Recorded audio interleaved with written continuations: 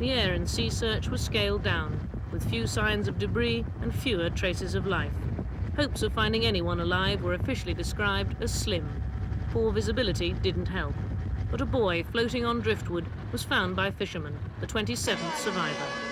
At the ferry operator's headquarters in Manila, the anguish of relatives frantic for news was heightened by the admission that the ferry built to carry 600 sailed with 1,500 aboard.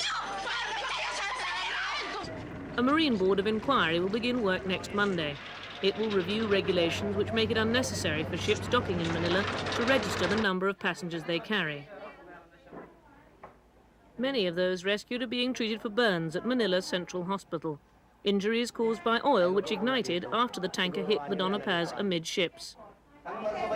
Some of the survivors who could speak said there was no doubt there had been horrific overcrowding. This boy alleged that the ship owners were well short in their estimates. I estimate that there's more than 3,000 passengers. But the incomplete passenger lists mean the exact number of casualties in one of the worst maritime disasters in history may never be known. As the official inquiry prepared to begin its work, the Coast Guard said nearly 160 burned and bloated bodies had been washed ashore or recovered from the sea during the search operation. Some were brought to this quayside in Manila.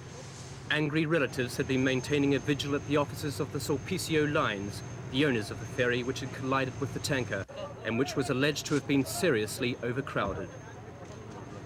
The company has filed a formal complaint against the tanker, blaming its crew for what could be the worst peacetime shipping accident of this century.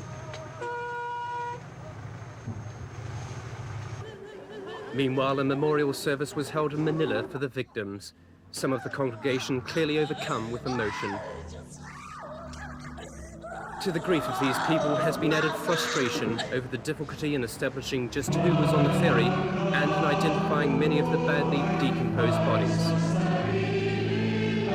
Officiating at the Manila service, the city's Archbishop, Cardinal Jaime Sin, he said there could now be little reason for hope despite the best efforts of the Navy and the Coast Guard. One woman in the congregation had lost her parents, a brother, a sister and 2 nieces. She said she was praying only to be able to see their remains.